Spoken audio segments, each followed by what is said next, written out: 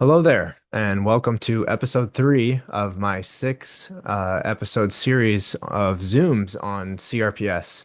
I just want to say before I start that I am blown away by the amount of response that I've been getting to these videos, and it's only inspiring me to push harder to bring out more great information, free information to people to help them overcome this condition and improve their lives. That being said, I'm going to be doing a weekly Q&A. So on the bottom of this video or on the bottom of my last video, go ahead and type your questions about CRPS that you want answered by a pain specialist like myself, who not only specializes in pain, but also dealt with CRPS for 4 years, beginning 10 years ago. I also want to mention that due to the high demand I've had from people, I've decided to start offering one-on-one pain coaching. This is a coaching program to help you start to overcome your pain using techniques that I learned when I dealt with CRPS myself, but also techniques that I learned through my many years of schooling. That would be probably cumulative 7 years academic, and then another 3 years extra specializing in complex pain. If you are interested in something like pain coaching or one-on-one treatments with me, you can go to my website, thewindowpain.com.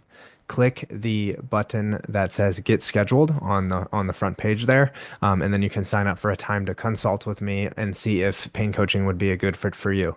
If you're not interested in something like that, February 1st is when my programs will come out that are online self-guided. There'll be two versions of it. One fully self-guided, has everything you need there. And then if you want a little bit more interaction, it will be self-guided plus a hybrid weekly lecture or classroom style involvement with groups of 20 to 30. So there'll be something for everyone. If you aren't interested in any of the programs, I'm going to keep putting out free resources, resources that I wish I had 10 years ago. But yeah, I hope you enjoy this third Zoom. I think it's the best one we've had so far, and I'm just so excited to share it with you. Yeah, enjoy. Houston, we have left off. All right, and here we go. Okay. Welcome to episode three. I think this is going to be one of the best ones so far, jam-packed with information. I am very excited. Um, to share everything I have with you guys today. And I know there's some new faces in here that maybe haven't caught up on everything. So the beginning will just be kind of an introduction as to who I am, to make sure you guys are comfortable with even listening to me. Because if you don't trust me or feel like I don't know what I'm saying at all, I'm not going to be helpful to you. That's one of the number one things when it comes to providers is for you to have a good therapeutic alliance, a good trust with that person. Okay, so I am going to share my screen. I should also say if something happens and the Zoom gets overtaken for some reason, I don't think it will. I will restart the Zoom to just rejoin. Okay, here we go. Can you see the PowerPoint? Yes. Love it. Okay, so let's start the slideshow. So this is episode three or Zoom number three. Pain is complex and that is good is the full title. Okay, so pain is a very complex thing, and we can use that to our advantage. And that's what I want to teach you guys today, step by step. So the agenda today is going to be an introduction to who I am for those of you that are new. Then I'm going to go over the complexity of pain and how we experience pain in our brain. I can also use that to explain to you why we get symptoms like brain fog, memory issues, etc., when we're experiencing the pain of CRPS. Then I'm going to discuss the brain as a prediction machine, which I think is going to be really enlightening for a lot of you. Then I'll go over how our focus will determine our reality. Then we'll talk about the better document, which I sent out in an email. If you didn't get it, just let me know and I'll send another one. Otherwise, you can screenshot this recording and you'll have the document yourself when we get to it. Then I'm going to take questions and comments at that time. Obviously, give me some dialogue and feedback as we go through here, but we have a lot of people, so let's make it or as organized as we can. And when you finish talking, also please remember to mute. Okay. Who am I? As many of you know, I'm Chase Teagarden. I am a physical therapist and doctor of physical therapy. I am also a therapeutic pain specialist. So, in order to become a doctor of physical therapy, I went through 10 years of schooling, four undergrad, two masters, and three doctorate of physical therapy. Then I did 6 months getting a therapeutic pain specialty through Purdue University in Evidence in Motion. And then I did an additional 2 years to get my fellowship in pain science. So I live and breathe pain. The reason for that, for me living and breathing pain and wanting to help people just like you guys, is because you are all me. I see myself in each and every one of you, and that's because in 2008, I had my first incident of back pain. I then went on to have back surgery on my L5S1 disc. Went okay for a little while, and then I had some back pain again, had another back surgery. And as many of you know, following that surgery, I started to have pain in my left foot.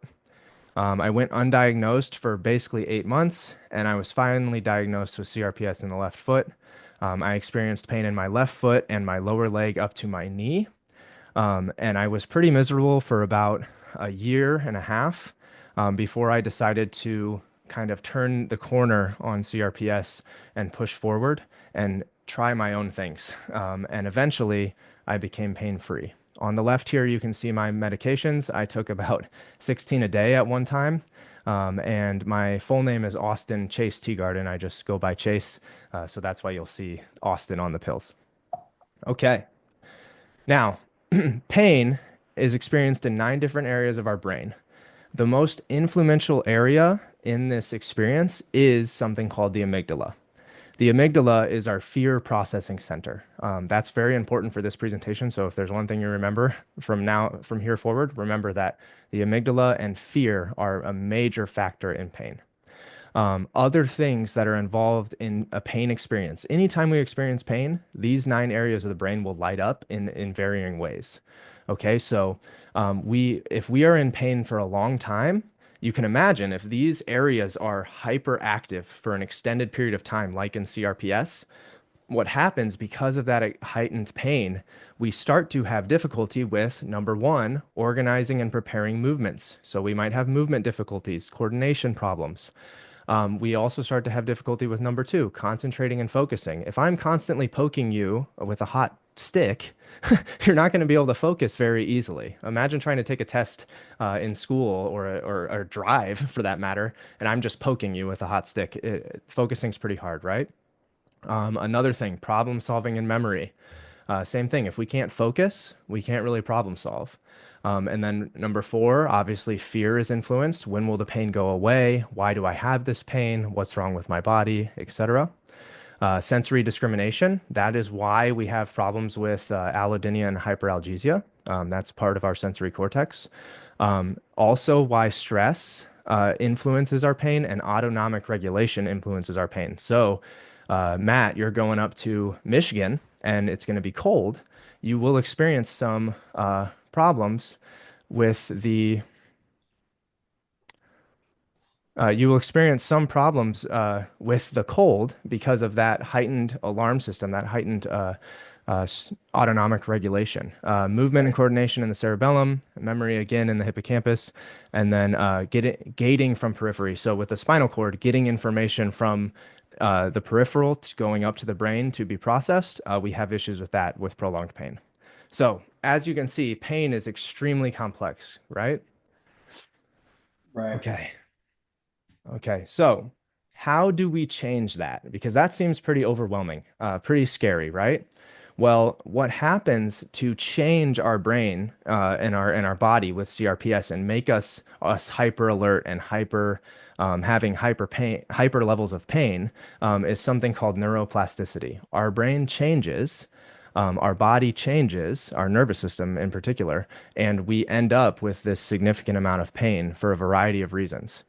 The awesome thing about this is that we can use neuroplasticity to change that as well. We can use the same thing that got us into pain to get us out of pain. And this video is going to be a demonstration on neuroplasticity. So let me pull that up real quick. Okay, can you see YouTube now? Yes. All right, here we go. So this is the rubber hand experiment, and this is a demonstration of neuroplasticity and also how quickly the brain can adapt and neuroplasticity can work either for or against us, okay?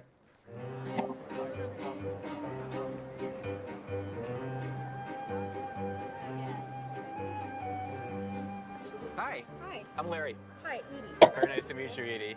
We're going to do a little demonstration here called the rubber hand illusion. It's going to be a little scary. This but illusion not too may scary. look We're not like gonna hurt you. fairground fun, but it reveals one of the most This. important new And why don't you put your ideas other in hand out brain here? science. Thank you. Right there. Good. And can you put this hand down right over here and just curl it up like the rubber hand's curled up a little bit? All right. Now, what I'm going to do is try to position the rubber hand so it looks like it's your own. Okay. Okay, could you imagine that being your own hand, kinda? Yeah. What we're gonna do is we're going to just stroke your fingers simultaneously, the rubber finger and your real finger, and hopefully this will convince you that the rubber hand is your own, that your brain will actually adopt this hand. In the illusion, simply watching the rubber hand being stroked at the same time as the it real happening again? hand is enough Little to bit. trick the brain into adopting it as its own. We like weird. And slowly but surely, you should feel that the hand you're looking at is actually part of your body. Feels like you're touching my hand with that one. Right, so it feels like this is your hand that I'm Yes. touching, right? Yes.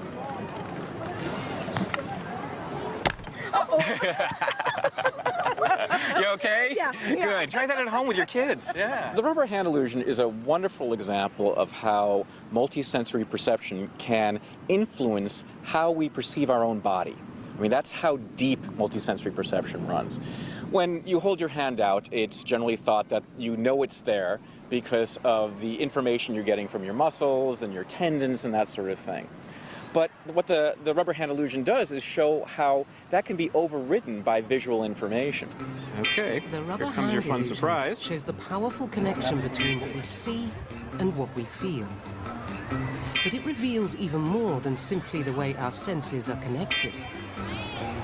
It hints that a fundamental change in the brain is taking place. Oh, Isn't that strange? yeah, that's creepy. So what might be going on in the rubber hand illusion is that the brain is actually changing to accommodate the new rubber hand, going through some sort of, structural change that we call neuroplasticity. Neuroplasticity is an exciting new idea that suggests the brain can change in response to experience. And this is what's taking place in the rubber hand illusion. The brain may be temporarily rewiring itself to adopt the plastic hand Very helpful. as its own. Really feeling like it's your hand now, huh? Yes. Is that a little weird? Yes. Yeah, we like weird in perceptual psychology. There we go. Was that scary? Okay, so as you can see, that happens pretty fast. Neuroplasticity and the adaptation that the brain makes. The brain adapts at all times to its environment and stimulus given to it. So neuroplasticity doesn't just happen with like a limb. It also happens like, for example, I used to go to a family reunion on a farm in Iowa. And when I would first get there, it smelled horrible because I wasn't used to the smell of a cattle farm. But after about 30 minutes, my brain adapted and the smell was no longer noticeable. Okay, so that is an example of neuroplasticity. Another example of neuroplasticity is when you walk outside and it's really bright out. At first, you're squinting and your eyes hurt, but then after a little bit, you're used to the bright light. That is neuroplasticity. That is the brain adapting. And so we can use that when it comes to CRPS. When it comes to CRPS, there are a lot of things that are painful, right? Just like I preach all the time, if we slowly approach those things, even in the smallest amount, eventually the brain will adapt and it will no longer experience them as painful. That's an example of neuroplasticity. So let me return to the PowerPoint because I've got more fun examples for us. Okay. Are we seeing the PowerPoint? Yes, thank you. Awesome. Okay, we're getting back. So that was neuroplasticity. That's our introduction. Okay. Next, the brain is a prediction machine, just as I mentioned. So, here are some examples of the brain predicting and changing your sensory input. And remember, sensory input includes noxious stimulus, such as bad smells, bad feelings, bad sounds, etc. So, a fancy menu. This has been shown in research. If you go to a fancy restaurant and it has these fancy words like pan-seared, drizzle, infused, garnished, glazed, mouth-watering, etc., that food will actually taste better simply because of the wording that is on that menu. And they've done this in experiment. They've served people the same exact food, and they've had different menus, and people reported the food with the fancy menu preceding it tasted better. It actually did taste better. They weren't just making that up. Their brain believed that the food was more um, amazing because of the description. You see stuff like this with wine all the time too. Um, Another example of the brain acting as a prediction machine and changing our physiology, okay, are smoothies. There is an amazing study that was done on fruit smoothies. One group was given a fruit smoothie, and they were told that this smoothie was creamy, fat-filled, delicious, calorie dense, etc. And they had that smoothie for several weeks. And another group was given a smoothie, and they were told that it was nutritious, healthy, light, no low sugar, etc. And they had that smoothie for a couple weeks. Well, the group with the fat, creamy smoothie gained weight. The group with the nutritious, low sugar, etc. smoothie lost weight. And so what's fascinating about this is that they were the same exact smoothie. They were just described differently to participants. Another thing that I see a lot in my clinical practice is medications. So gabapentin is something that is often prescribed to my patients. I work with two different providers. One provider is an anesthesiologist, the other one is a NP. The anesthesiologist will describe gabapentin to the patients as something that is really helpful in calming nerve pain, something that will also help you sleep. She will describe it as something that works for a lot of people while still mentioning the side effects, but subtly. The other provider will describe gabapentin as something that works for some people 50% of the time. She'll describe it as something that makes you fatigued and lethargic at times. And she'll describe it as something that is helpful for some, but not for all, right? Which group of patients do you think reports bad feelings with gabapentin? The The ones who sec get told that these might be the conditions or the negative effects. Yes, and there's there's been studies about this as well that when you frame medication to patients, it will actually impact how effective the medication might be. Words and belief play a massive role in our reality, so much so that it can change our outlook. And what's very fascinating about this is when that second provider talks about gabapentin making you lethargic. I don't know if you all know, many of you I'm sure do, gabapentin takes a few weeks to build up in your system, about 2 weeks. I will have patients that start taking it, not knowing that it takes a few weeks to build up in their system, and they'll say that they are just so fatigued, and it's unbearable. And I know that, and it's usually from that second provider, and I know that the gabapentin hasn't had enough time to build up, but they are experiencing that fatigue. It's very real. They are experiencing it, but it's more because of the wording than it is because of the medication. Um, Okay, so these are examples right here are examples of placebo and nocebo effects. So a placebo effect helps you, nocebo effect harms you. This is something that we can use to our advantage along with neuroplasticity to help in our recovery from CRPS. Next one. If you want to see more information about neuroplasticity or the effect of our expectations on our reality, these two books are awesome books. They're on my website. You can find them on the books tab, along with 28 other books that are great for learning about pain. But these two would be great reads, especially The Brain That Changes Itself. That's going to be a book that is part of my 8-week program that I'll be launching in February. Okay, so what you aim at is your reality. Okay, this is super important with CRPS because we are often inundated with negative messages about the condition. Our reality will change based on what we feed our mind. This is the same with neuroplasticity as it is with just our mood and overall well-being. And so I want to show you that right now, and I will do this by switching over to YouTube. All right. So if you guys have recognized this thing that I'm about to show you, please do not say anything. Let other people experience it firsthand. Thank you very much. This is a test of selective attention. Okay, so I forgot to share the sound. Give me a sec. Okay, perfect. Can you guys see YouTube? Yes, thank you. Perfect. Okay, here we go. So pay attention to this. This is a test of selective attention. Count how many times the players wearing white pass the basketball.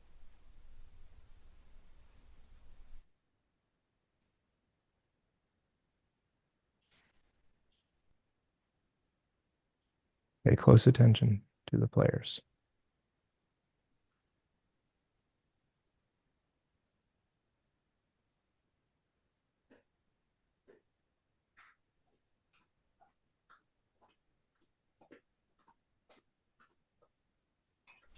How many passes did you count? Okay, how many passes did we count? 7. 7. Anybody else? How many passes? Crystal 7. passes. 10. I counted 10. 10. 10, 7. Okay, some of you were close. 12. Okay, let's continue and we'll see how many. The correct answer is 15 passes. Ooh. But did you see the gorilla?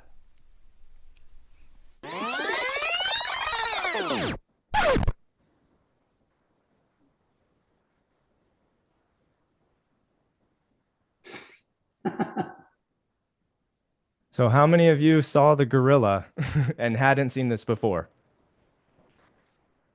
I did I not see saw the it. gorilla. I haven't seen it before, but I didn't focus on the gorilla. I focused on the white. I did Okay. not see a gorilla. Who else didn't see the gorilla? I did not. I did Mhm. not. Mm-hmm. I So did not.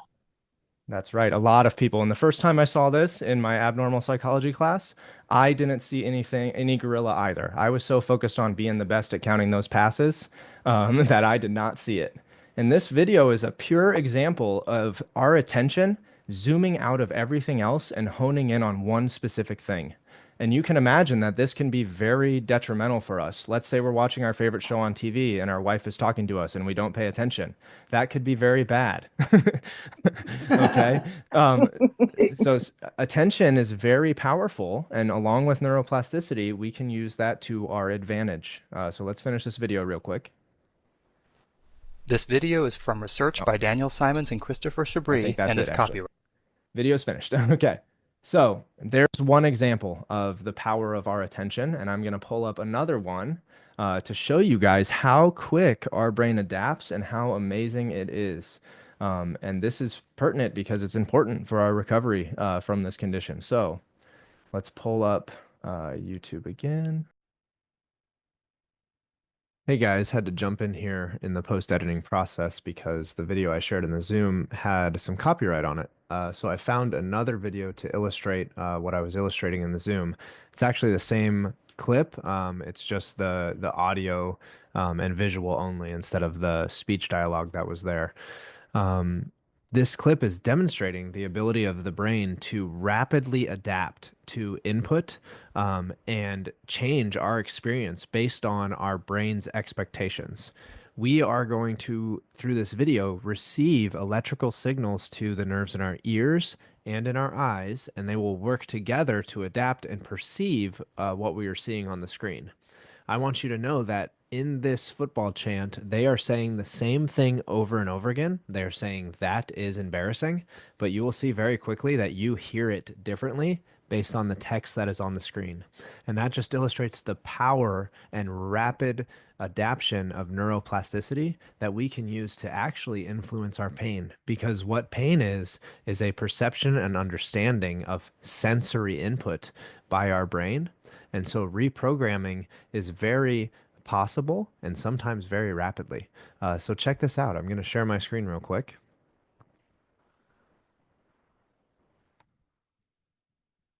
Right, here we go. And here's the YouTube video, so let's get it started. That is embarrassing! That is embarrassing! That is embarrassing! That is embarrassing! That is embarrassing! That is embarrassing! That is embarrassing! That is embarrassing! That is embarrassing! That is embarrassing! That is embarrassing! That is embarrassing! That is embarrassing!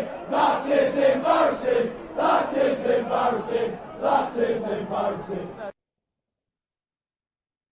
So, as you can see, your experience of what you were seeing and hearing changed based on the text on the screen. And that is a rapid and incredible example of the power of neuroplasticity.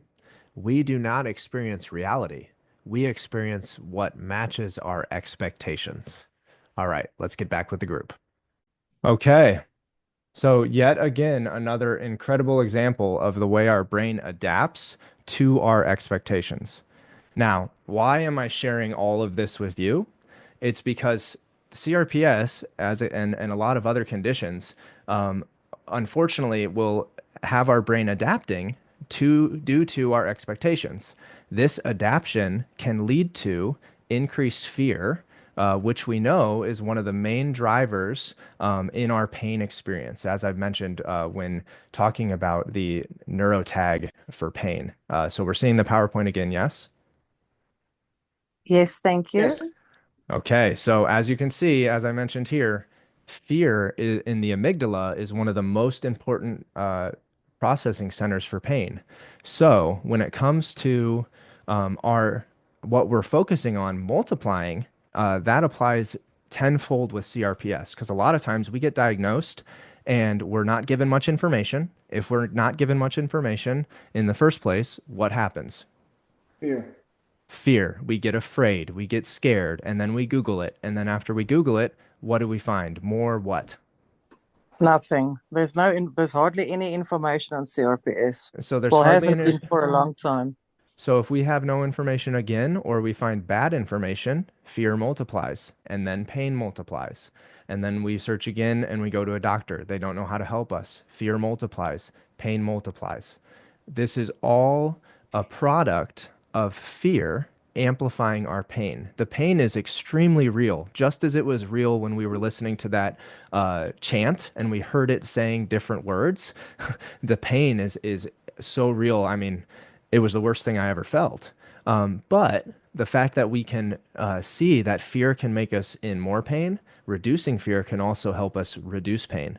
So that's one avenue we can use to help us with our CRPS symptoms. So that being said, what we aim at and what we focus on is our reality. I want you all to consider for a moment, because a lot of you found me from Facebook groups. I want you all to consider for a moment what the next images do to the fear centers in our brain. So take a look and let me know how they make you feel.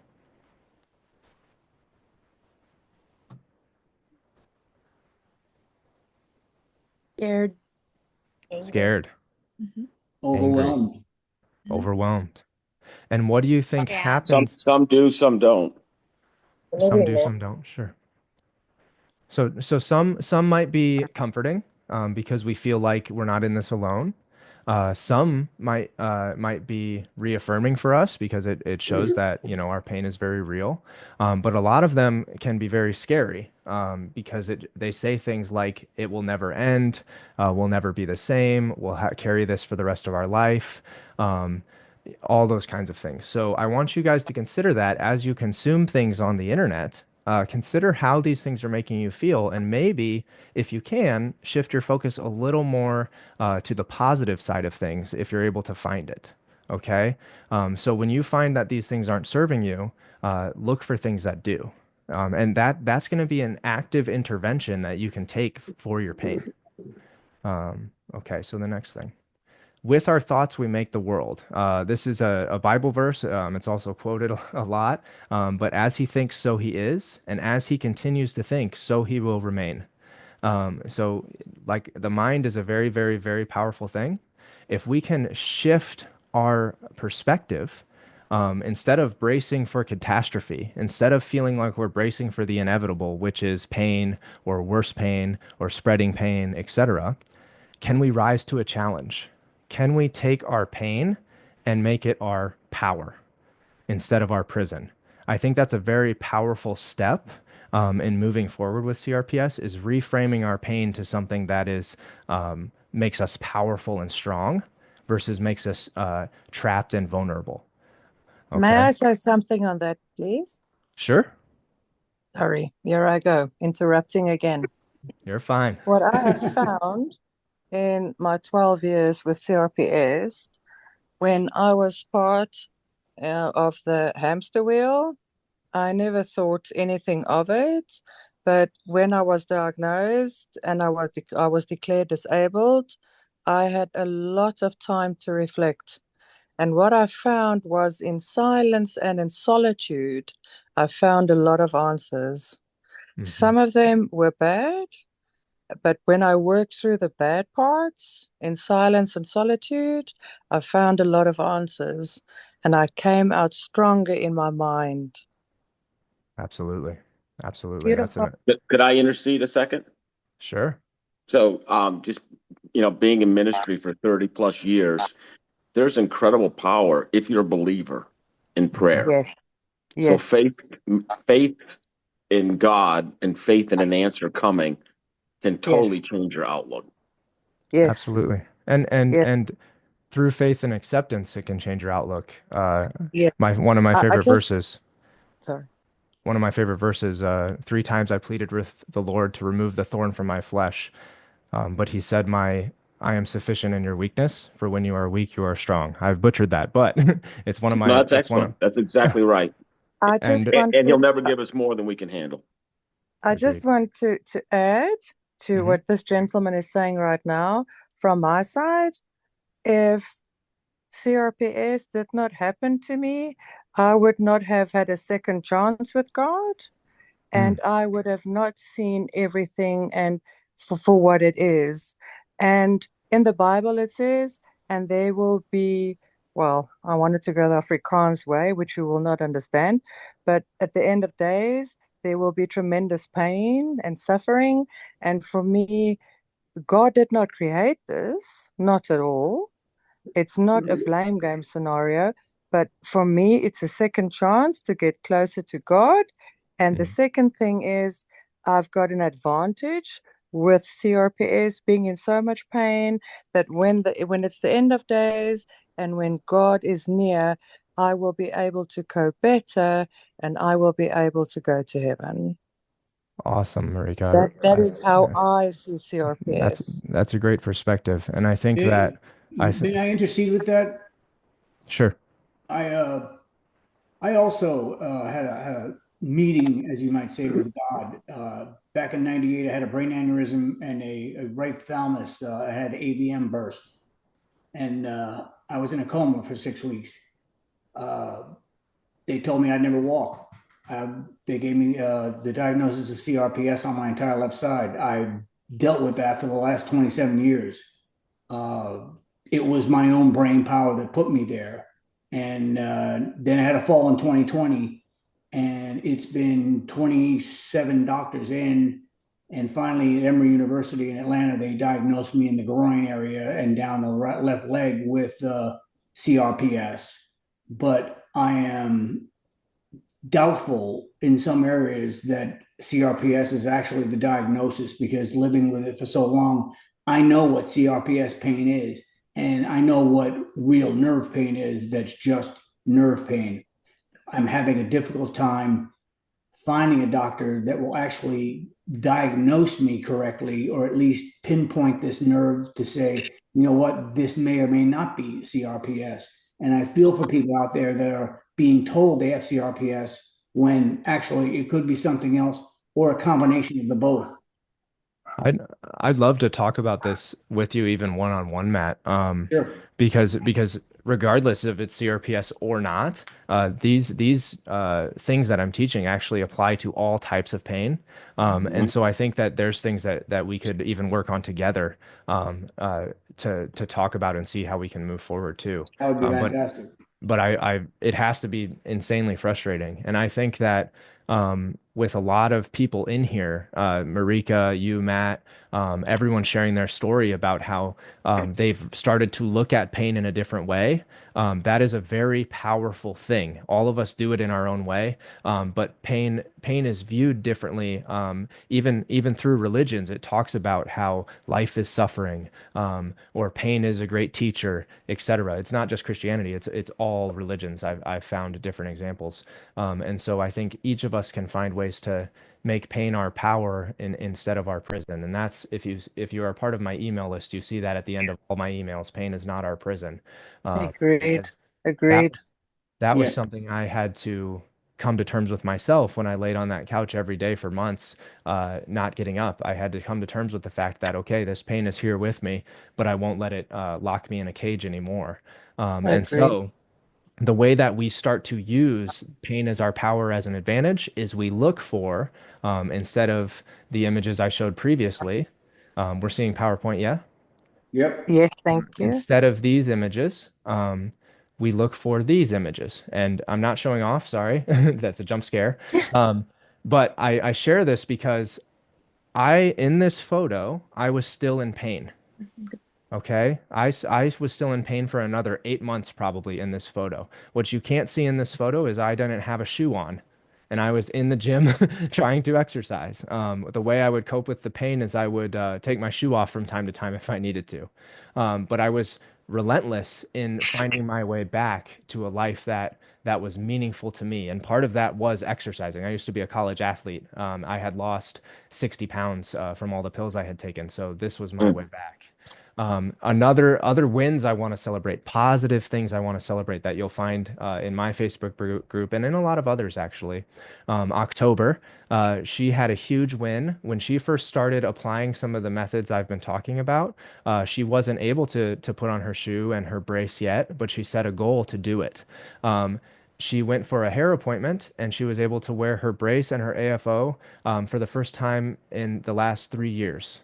So that is fantastic and amazing. She's still on her way and she's excited for progress. Holly, she's been going to PT rigorously and she's been fighting through the pain in certain ways and also being kind to herself in certain ways. And then I also wanted to share this text that I got from one of my patients. It was a mom reaching out to me and saying that she's finally been able to give her daughter a hug because of the techniques that we were using to desensitize her back, which was extremely painful. And I said in my answer, you can see sometimes the best answer is to step away from all the hospitals and all the doctors and try a more self-applied, simple solution. I'm glad she's doing better. That Agreed. is what I ended up doing in my own journey. I took a step back and I said, hey, these doctors have told me a lot of things that I shouldn't do, but I've just continued to have pain. So maybe I should try something different. And that's Agreed. what I apply for my patients. And as you can see, she's a high level ballerina and she's back to doing it. So these positive stories are the things we should be seeking out, and we should be guarding our mind from the negative as much as we can, if it's negatively affecting you. I'll tell you what, when I first decided to start rejoining these Facebook groups and try to put my message out there at the encouragement from one of my colleagues, I was on the treadmill after reading and reading and reading for a long time. And I felt this weird twinge in my foot, and I got scared. Even me, I got scared. Oh my gosh, I'm feeling it again. And then I had kind of laughed at myself, like, okay, hold on, you have had all this education. Let's take a breath. And it just goes to show the power that the mind has on us. Okay. True. True. So Very true. before we move on to the better document, I want to ask, does anyone have any questions about things we went over? And I'm going to look into the chat and see a few things as well. let's see. It's not necessarily, sorry, does anyone want to say something? Because I keep on chipping in here. Anybody have a question? You can put it in the chat if you don't want to One of speak. the things that we noticed with my wife is stopping the thought of isolationism. Mm-hmm. So when you're in heavy pain, it is so easy to isolate yourself and not even do activities that you could do that would put you in a group setting. And if you're able to, whether it's going to church or with friends, any of those things, over time, I think they build up a positivity bank, if you want to call it that, and help switch the pattern. Absolutely. I had this idea of myself. I've always been a leader. I was captain of my high school football team. I was president of my physical therapy class, etc. I had this idea of myself when I was dealing with CRPS that I wouldn't be accepted for the person I had become. And what I found is I isolated myself for a long time. And then when I decided like enough is enough, I'm not staying on this couch anymore. I went out for the first time with some friends of mine and just had Mexican food and hobbled around the restaurant and just tried my best. And it was one of the best nights of sleep I ever had. And it was my first time out of the house in months. And so I didn't do anything for my pain except be around people that I realized cared about me no matter how I was, even if I wasn't the strong person that I once remembered. In my own head, I was definitely strong in that moment because I was using a walker around a restaurant. But I would love to add to that, please. sure. Sorry. What this gentleman just said about his wife, isolating yourself. Now, you said you isolated yourself as well. For me, what I found is that people, even though it's good friends for decades, people's lives carry on. They are busy, they are stressing out, they are in financial predicaments. I'm talking about not you as the person with CRPS, I'm talking about the people around you. So for me, it was like at a funeral, when you attend a funeral and you say to someone, phone me at any time with whatever you need. I will always be there. Give that person 2 or 3 weeks, then everybody fades and disappears. And that's what happens when you've got CRPS and in pain. People disappear because their lives carry on. They need to make a living. They need to stress about work. They need to stress about financial stuff. They don't, I've got a thing that I always say, they don't get it until they get it. Not that you wish it on your worst enemy, but they won't understand it until they are in your shoes at the end of the day. Because if they knock their toe against the table, or they've got stomach ache or toothache or headache, they drink a pill or they go to the dentist and it's sorted. They don't have pain every second of every minute of every hour of every day of every week. They can't comprehend it. It's a very lonely journey. But at the end of the day, what I found when I was very upset with a lot of my friends abstaining and not like they didn't do what they said they will, coming to visit me, I had to rely on myself to be active, to think, to have a purpose. After I lost my job, being declared disabled, I had to find a purpose for what am I worth? And that I had to find in my mind. And that's why the mind can overpower for me. That's what I felt. The mind can overpower what people do not live up to. It takes time and it takes sorry my language, a shitload of work. But Absolutely. that is the case.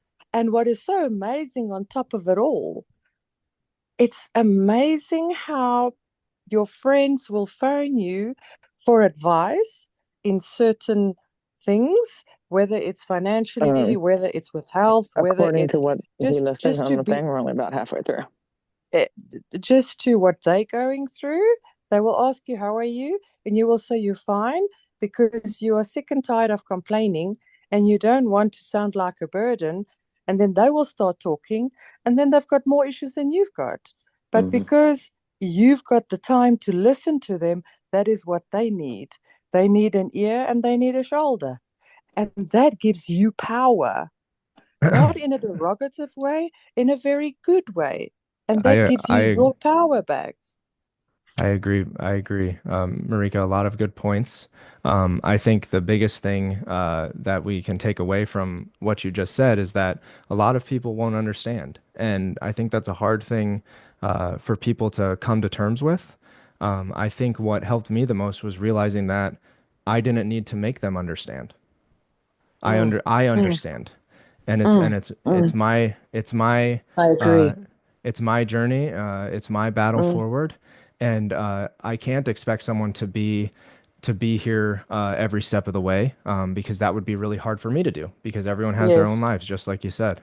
agree. And so um, I stopped fighting the battle to try and make people understand. I even stopped talking about the fact that I had CRPS, and I moved Yeah, on with my life. yes, And I found purpose, just like you said, in my pain. I found purpose in coming back to pull people out of the hell that I was in. And I'm happy that this is happening now. And hopefully I can continue to do that for some of you, and we can all work together to move forward from this.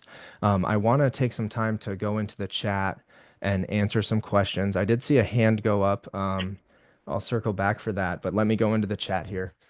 You guys are having great discussion in the chat. This is fantastic. So, is retraining the brain the same thing that ketamines and infusions do? So, ketamine is used in a lot of psychological treatments as well as pain treatments. And you'll see that with a lot of the medications that we take. Gabapentin is a psychological medication repurposed for pain. And so, ketamine is having some reprogramming, retraining effects in the brain. It can be very therapeutic, just like psilocybin mushrooms can be really therapeutic. But sometimes you can have that reset, as Brittany says, but you still need to put in the work. I want to make it very mm, clear, as I've said in many mm, videos, these things that I'm talking about and that I'm preaching are not a quick fix. mm. If anything is a quick fix, I would invite some healthy skepticism on those things because you've been in pain for many years. It's not going to be 30 seconds to get you out of pain. It's going to be a gradual, slow process. All in all, it took me about 4 years to until my pain was actually gone. I could say it was gone. And so I want you guys to know that.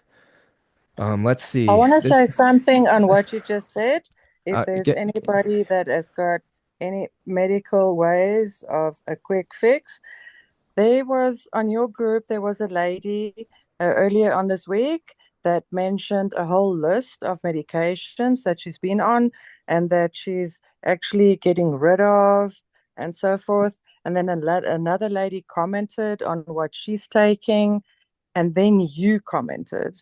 And the comment that you made was you went cold turkey. And then in the same sentence, you said, but you do not advise that to anyone. Now, I did exactly what you did 3 years ago. I went cold turkey. I was on everything and anything that a doctor could prescribe, and I took handfuls of pills every day, and I became more useless and more useless. And at the end of the day, morphine stronger than they will give to a terminal 4 cancer patient. And then one day I just decided this is it for me. I'm not prepared to go big pharma anymore. And I chucked it in the loo and I flushed it. It took some hardcore decisions to do that, but the negative effects of what I was taking, because doctors couldn't understand what CRPS is, and they would give you anything and everything, just did not work at the end of the day. And for me, yes, it wasn't an easy journey after the medication, but the medication ended up not working anyway. so But we that's a have And very my we have to be mind very is, careful because CRPS is a complex disease, and certain yeah, people, for example, respond to ketamine fantastic. yeah. Other people get relief from gabapentin. So you can't throw the baby out with the bathwater. I think people Yeah, need to find their own path. I agree. It's the thing, me quitting cold turkey was something that was actually a pretty terrible experience for me for a month or two. I was pretty sick. So if you're going to wean off of medication, I don't everyone's has autonomy, but I would advise you to work with your doctor, your pain psychologist, talk to them about wanting to wean off of medication and doing it in a gradual, paced way. I understand exactly what you're saying, Marika. But also we need to be very careful because I was young. My body was maybe a bit resilient in certain ways, and so there are bad things that can happen if you just cold turkey the medication. So please do consult your doctor. I need to go through the chat here, so give me a second. I'm gonna keep doing that. I need to remember to read these too. So the groups, someone said this is very hard because the groups are very helpful to feel like you're not alone, but they can also be a place where you feel stuck. So yeah, it's a fine line. I think the groups are really helpful for people to get answers and find things. I think that you just need to do a good job of trying to filter. In the groups, you can snooze certain posters for 30 days. You can hide posts from them if you feel like there's been a lot of negative coming from certain areas. You can kind of vet the posts and make sure it's solid information that you're looking for. If you want a group that's doing that automatically, I do that in my group. But I think a lot of these groups are really great. There's been super great information shared in a lot of these groups, and I'm in there commenting. So, it's not. I'm not saying that it's all bad. I'm saying that you just need to have a healthy filter to realize what's negatively impacting your mind and what's not. It's the same thing as like watching the news. Whatever news channel you watch, it's going to be a lot of intense things that get you riled up. I talk to my dad about it every day. Dad, stop watching the news. He says, "Oh, I just watch it for the weather," but then he's yelling at the TV the next minute. So, um, just think about that. I just left a group yesterday, and this group had 6 people. Out of the 6 people, 3 of them had limbs amputated because of CRPS. It Yeah, was not my group. I did not see positivity, and there was no way forward. These people were not thinking positively at sure, all. So I sure. declined to stay with the group, and I off I think went. I think that's a healthy choice, and I think that we all need to, make choices like that sometimes. Okay, and I need to see here. Um,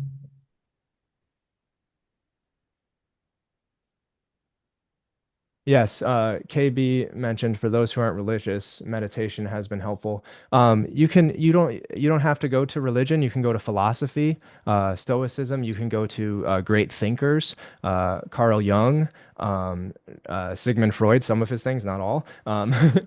Different individuals. You can search out these types of things. Viktor Frankl, he wrote a very good book called Man's Search for Meaning. Religion doesn't have to be where you find these messages. You'll find them in other things. And actually, for me, I found them in other things before I found them in religion. And I just explore a lot of things. In fact, on my website, down at the bottom of the first page, you'll find a lot of different messages from different religions kind of saying all the same thing. So, check that out if you're interested. Let's see. Someone talking about social isolation and changing thinking to positive have been helpful. Finding a reason to get up every single day, absolutely. That's what this next exercise will be about. Um,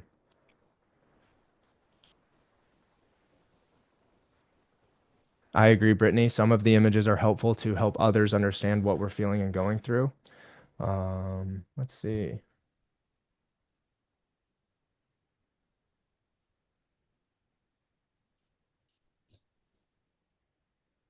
Yeah, I agree. It's kind of a catch-22, isn't it, Allison? She said that some of the groups are hard, but if she hadn't joined the group, she never would have ran into me. There you go. It's kind of interesting. I mentioned this before, but I was encouraged by a colleague. He's like, "Hey, you're so good with these patients with CRPS. Why aren't you the CRPS guy when you had it?" And I was like, I don't know.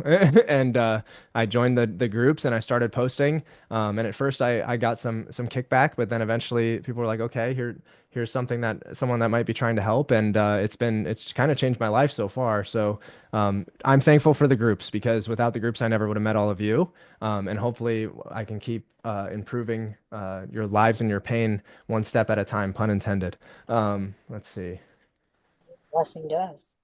Um, Gwen will circle back if it ends up being a later topic or not. I'll have questions at the end. A lot of things about the pictures having dual effects. Let's see. Holly, yes, being a light in the groups, positivity in the groups. Maybe that can be a project to reframe how we're approaching the groups. The project can be bringing positivity and hope to the groups, which is something that a lot of the groups really need. That's been kind of my effort to kind of bring shine a light on the good things here. All right. Now, let me go back to the PowerPoint to continue with this better topic. This was a pre-Zoom worksheet that I sent out. If you didn't get it, please join my mailing list at thewindowpane.com. There's a link to do that, and you'll be able to get the pre-Zoom worksheet for next week, so you can do it. Also, you can just screenshot this thing and do this project later. I think it'll be helpful for you. All right, here we go. All right, we see in PowerPoint again? Yes? Yes, it's there now. Awesome. Okay, so focusing on hope. This is the better exercise, okay? So all of you can do this. What you're going to do is you're going to get a sheet of paper. You're going to imagine yourself 1 year from now looking in the mirror and being able to say, Marika is doing better. Matt is doing better. Those kinds of things. I am doing better. And what does that look like for you? How would you know when you're doing better? Another way to picture this is to imagine your pain were to suddenly improve. What would you be doing in your life that would bring you more meaning, purpose, and value? What are the things you would be doing if things were quote unquote better? So consider what it'd be like to move towards things in your life rather than away from them. Some examples might include baking, spending time with friends, traveling with family, being involved in the community, creating artwork, going into nature, getting more active, etc. When you write these things down, add some detail and list details about these activities. What might you be doing, and how might you feel or view yourself if you're doing those activities? When you do this exercise, if you haven't done it already, you are going to feel a lot of emotions. I want to encourage you to feel those emotions and write them down, identify them. What is making you sad? What's making you happy? Where is the anger coming from? We feel feelings in physical parts of our body. So when you start to feel angry, sad, etc., I want you to write down where you're feeling those feelings. I think you might be surprised by some of what comes up emotionally for you, but also physically. These things are important for me as a pain coach to help you guys work towards better in your life in general. So I want this activity to be something that can start to move you towards change. You don't necessarily have to share any of these things with me personally, but it's good for you to take a look and see, okay, these are the things I'd be doing if I was better. What on this list can I do right now, even with pain? So a lot of times with pain, as Jeff said, we isolate, we go away from what makes us ourselves. And so returning to those things is a big part of this. The people that filled out the better worksheet before coming in today, what kind of things do you have that you would like to share if you would?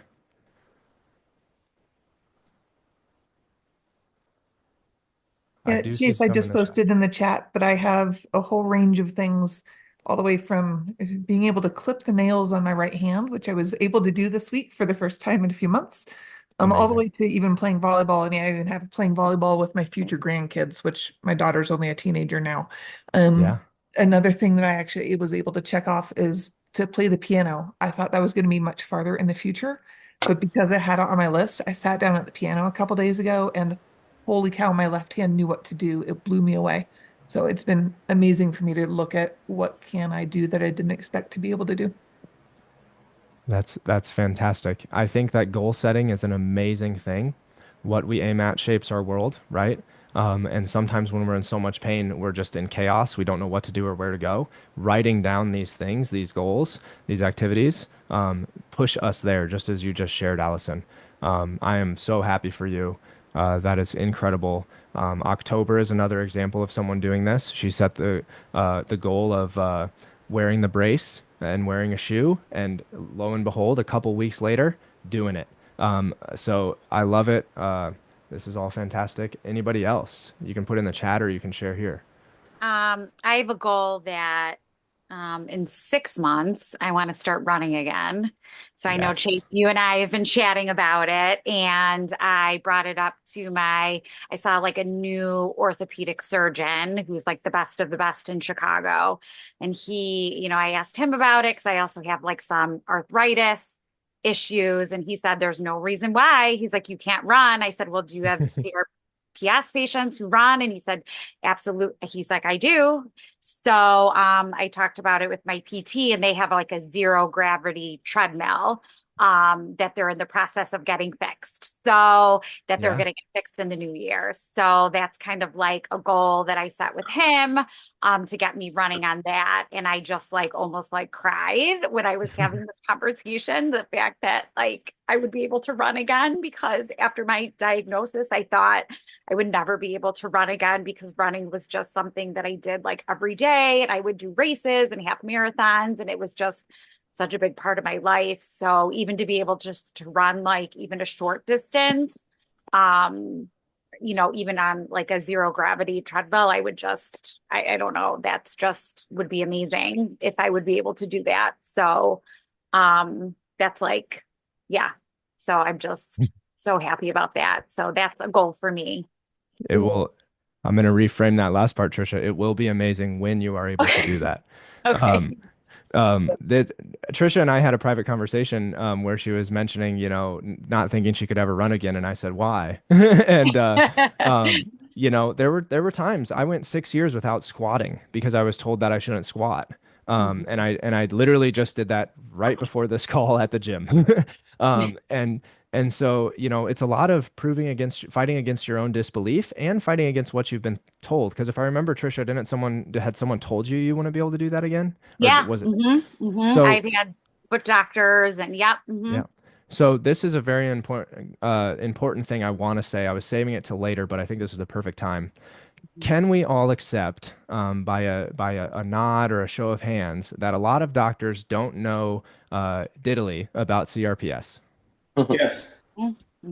Okay, we can accept that. We can acknowledge that. Then why do we accept their limitations? Because we're stupid. We're human. Yeah, we're human. We trust them, but I want that should be a frame shift for you, because I realized my doctors weren't helping me. I was just in pain every day. I was just surviving instead of thriving. And so why should they put their limits on me if they can't help me get better?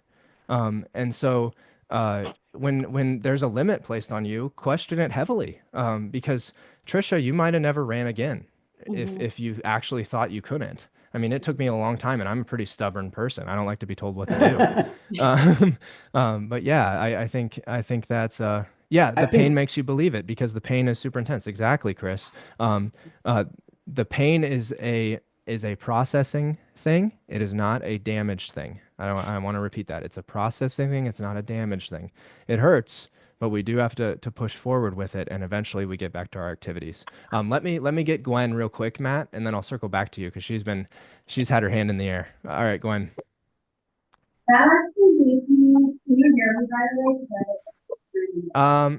Is there any way that you could type in the chat or something? Okay, I think it's due to your 26-foot ceilings there. There's a. Can you hear me now? Yes, Is it that's better? so much better. Yes, yes. I have you on a speaker, that's why. Gotcha.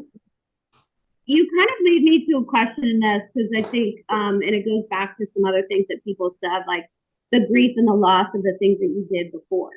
right? So as a skier, mountain biker, like very active hiking, like all of that's gone for me.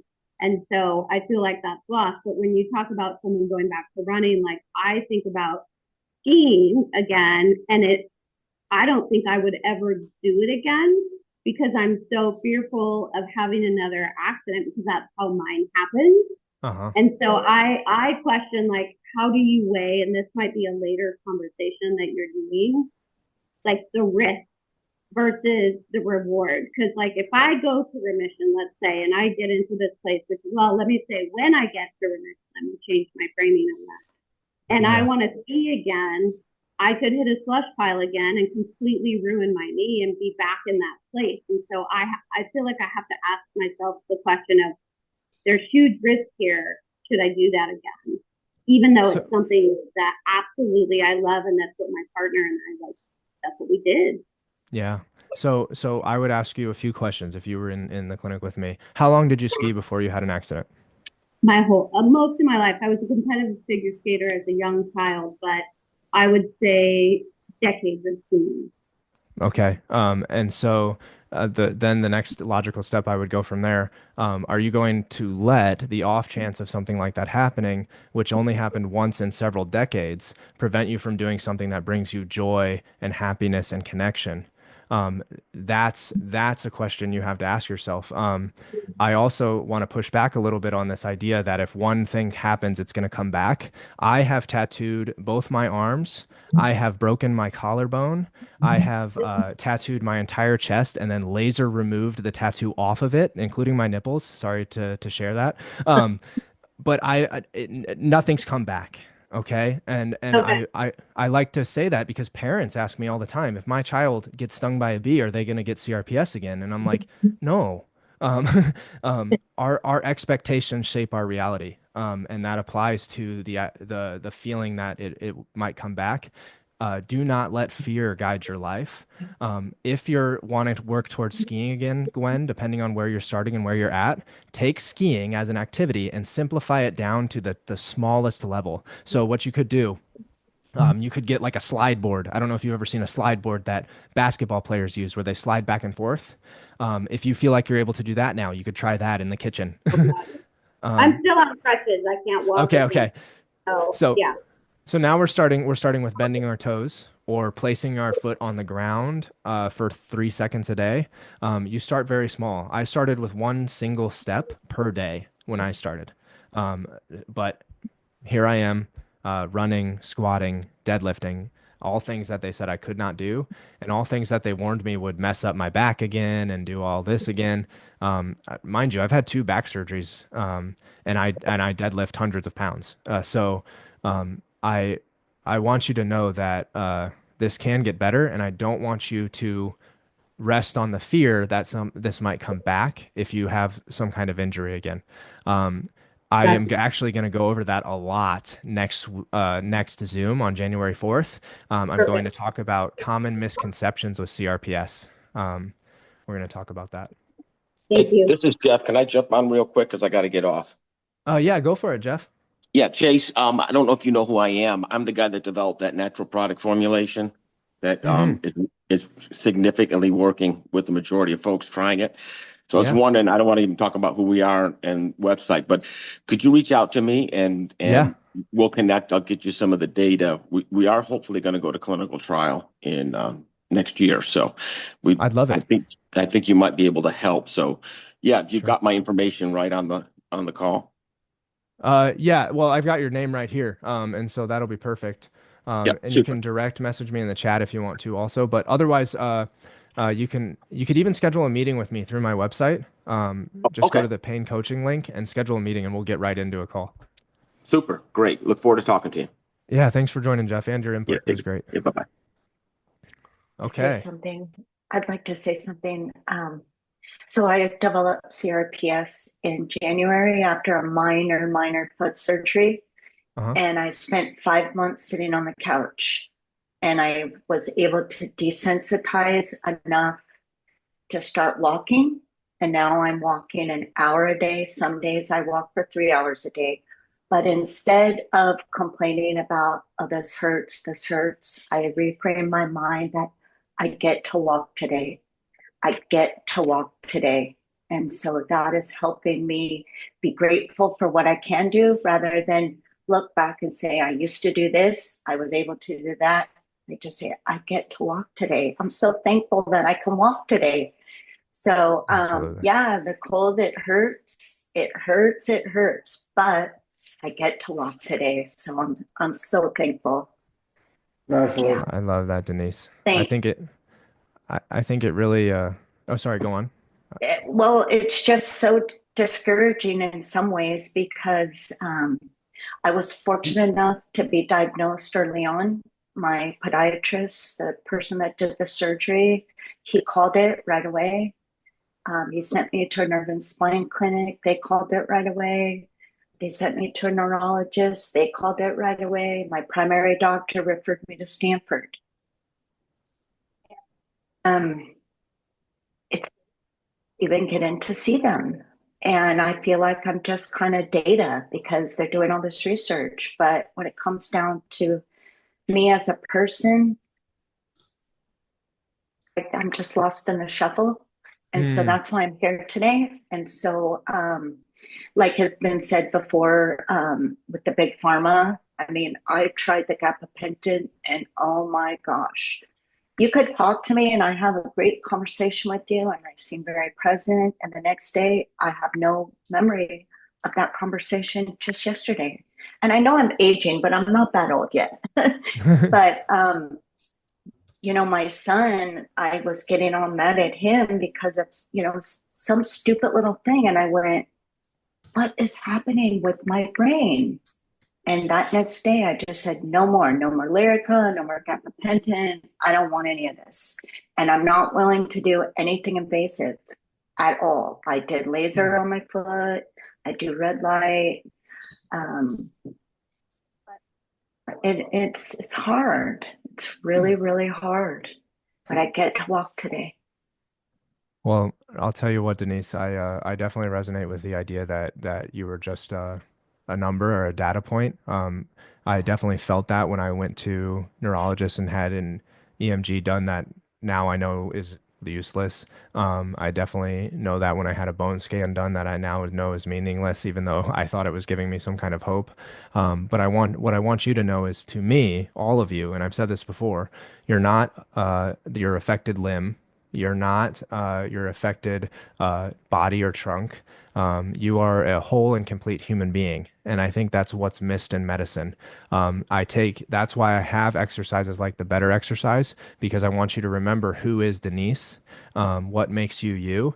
And I'm going to say this right now, Denise, you're not done. You're walking today, but there's a tomorrow and there's more that you're going to be able to do. And I truly believe that. And, you know, I think that we all have to remember that, you know, this journey is not an easy one, but we'll return to who we are in ourselves. And Gwen, I'm just laughing right now because you're literally skiing in your picture. So anyways, you know, return to those things that make us who we are. And Denise, you have an amazing outlook. I think that this pain gives us perspective. I remember those days like sitting in a party at college with my shoe on, with CRPS, in pain, but I was there. I was at a party with my friends. I was thankful to be there and not on my dad's couch for another minute. And so that's awesome. Thank you so much for sharing. And this is just the beginning. Okay. Who else? Matt, I think you had something queued up. No, I'm good. I more or less had a senior moment and I lost exactly what I wanted to say. So That's okay. I'm okay. I want a one-on-one with you eventually, Matt, so that we can talk about all I this mean, stuff too. there's a lot going on with me as far as just the CRPS. I had the CRPS, but I also had the brain aneurysm, which I had a massive stroke on the left side, which the CRPS has taken over. So it's the stroke and the CRPS inundating at the same time. And my goal is just to be able to walk 7 blocks, a mile. That would be unbelievable for me. Well, let's talk about it. I'll reach out to you Okay. so we can do that one-on-one. Perfect. Mike, I want to he said he's a recovering alcoholic and staying positive, huge. Um, Mike, I want to share something with you. Give me 1 second, and you may have already read this book, but give me a second.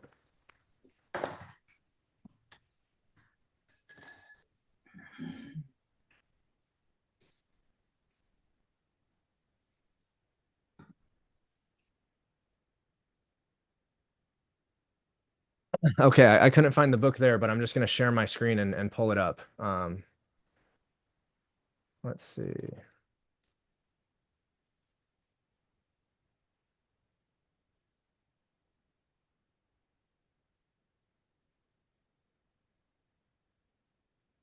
My brother was an alcoholic, and he unfortunately passed away not long before I got CRPS, which I've mentioned before is I think part of the reason I developed it in the first place.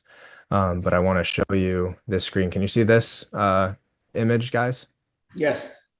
If you haven't read The Realm of Hungry Ghosts, it gave me a lot of understanding on my brother. So if you know anyone battling with addiction or recovering from addiction, read this yourself, but also share it with them. I think it's a life-changing book, much like a lot of his other books, which I've shared in the other groups. When the Body Says No, which is right here.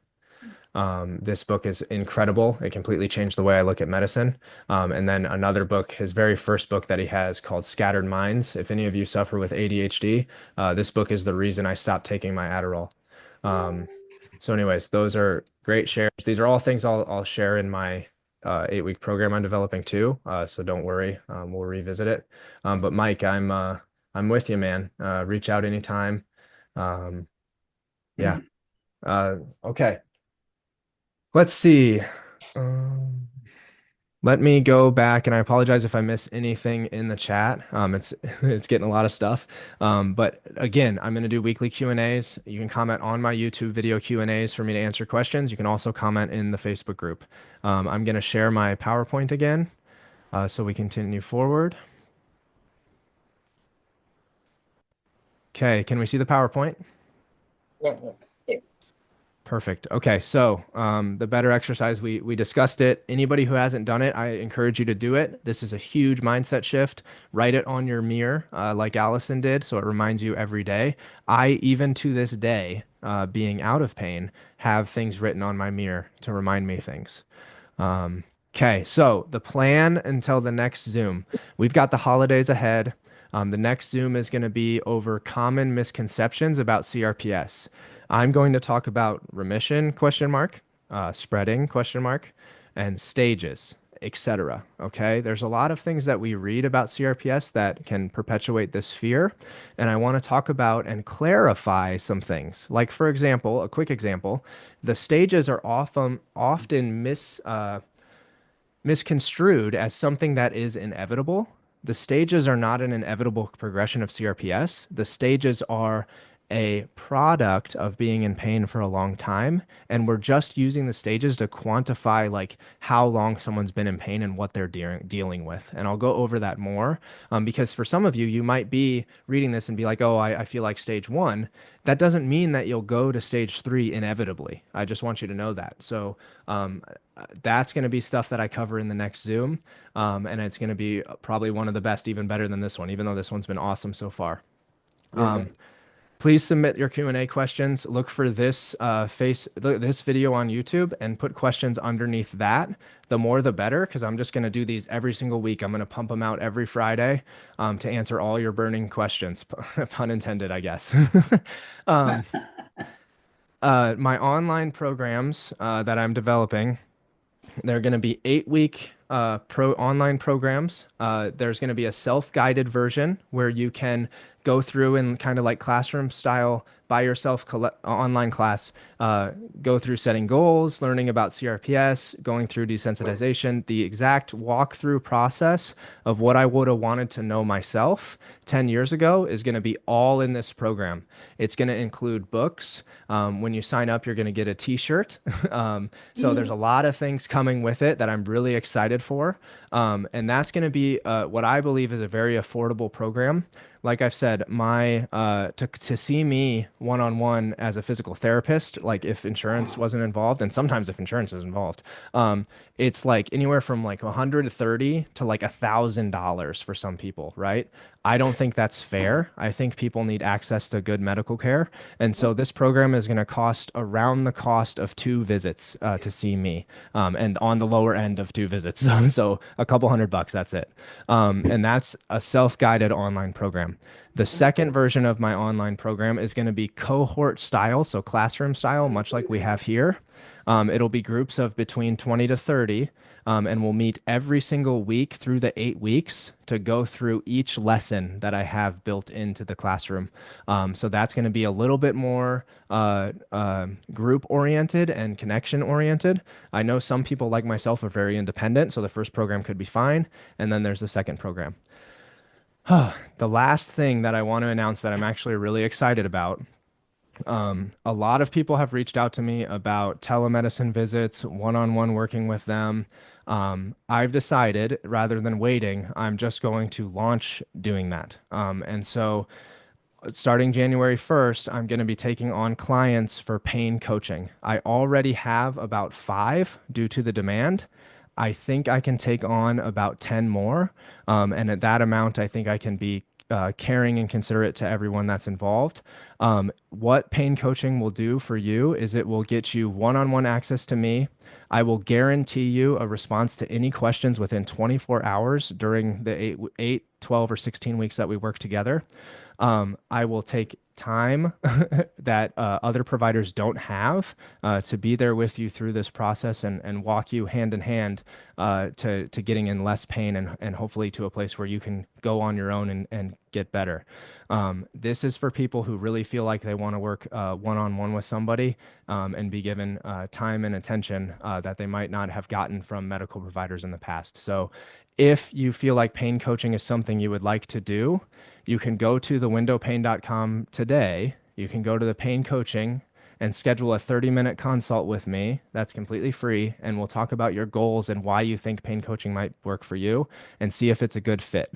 Okay. I want to make sure it's a good fit. So if you're interested in something like that, click get scheduled, and then you can select a time on the calendar there, and that'll set everything up from there. If you have any problems with that, reach out to me anytime on Facebook, on the group, in Messenger, anywhere. So very excited about all of those 3 programs, the self-guided, the cohort, and the pain coaching. I can reach anybody from anywhere with that coaching. I have a question on that. I don't mean to interrupt, but if you're already in therapy, do you know if insurance would count that if we're allowed to do the therapy and that? So would it count as 2 different counseling sessions, basically?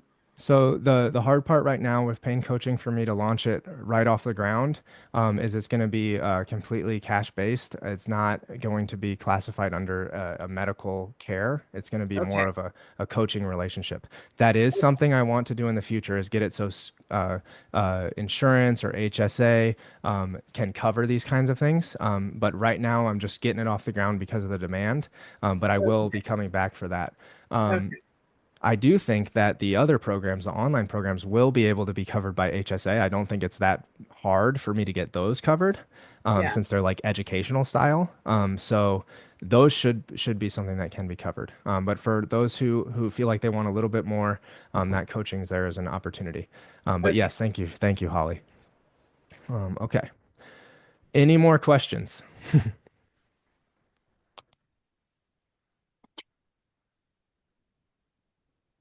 Anybody? Nobody? I will after we get. Sorry? When we get done, I will. I'll have tons of questions once you're gone. Of course. Yeah. If you have them, just post them on the YouTube. And so my final statement, I've already said it, but I'm going to stop the sharing. My final statement, as I've already said, we can accept that doctors that we've dealt with in the past and have told us all these things don't know much about CRPS, right? Yes. Okay. And so now I once again say, why do we accept their limitations? So I just want to put that forward. I've got I think someone's raising their hand. Marika, are you raising your hand? You have to unmute yourself, Marika. I'm not sure. Do you see the unmute button? I'm gonna see if I can get it. Yes, I found it. Thank you. Yeah. Disabled when it comes to technology. What I wanted to say is just thank you very much for you putting in your effort and your time for doing this for us, for everyone in our situation. It is a very rare find to find someone like you. I am utterly grateful that you are willing to go this above and beyond to help us to find our tribe, because as you will know, CRPS is a very, very lonely journey, and you stumble and you fall the whole time. And then when someone like you crosses our path, we are in awe and we are amazed that someone is willing to do this for someone else. So from my side, I just want to say, all the way from South Africa, thank you very, very much. You're here. Really appreciate it. Amen, Marika. Thank you. Yes. Well, Well said. thanks, guys. It's a little bit overwhelming because Thank you.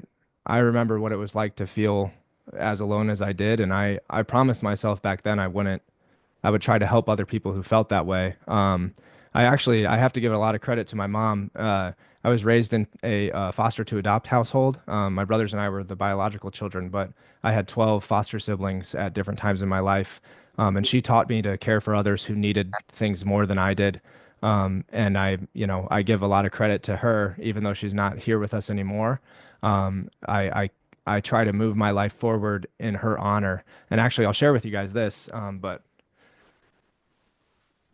that's my mom. Oh, wow. So she's always here with us in a certain way, and I you know I honestly feel like this is my purpose. This is the reason I was given the gift, quote unquote, of CRPS. All those sleepless nights and those helpless moments and those times I felt alone culminated into this experience right now here with you guys. And I'm just excited to see how much farther we can go. So yeah, I'll be excited to see you guys in the next one. And yeah, thank you guys for all of your support. Please don't short sell yourself, because at the end of the day, you are giving your time, which is worth more than any money can ever buy at any given place or at a doctor. You're giving your precious time, and time is what we don't find from other people. I remember that. I remember 15 minutes with doctors and feeling so empty. So I want you guys to know that in all of the things that I'm going to be putting forward and all of the free things here, time is the thing I'm giving to you because it brings meaning to my life. So thank you. Thank you very much for that. Thank you very much for your time. Your time is worth way more than gold. Thanks, Marika. Well, guys, this has been the best Zoom so far, I think. And I'm going to go ahead and end the recording here, but I'm going to stay in. I see Denise raising her hand, so I'm going to stay in and we'll keep talking a little bit, okay? I'm also going to stay in. May I? Yes, you can. Yes, you can. Oh, thank you. Okay, everyone wave bye to the listeners on YouTube. Bye, and everyone. I'm hitting stop record.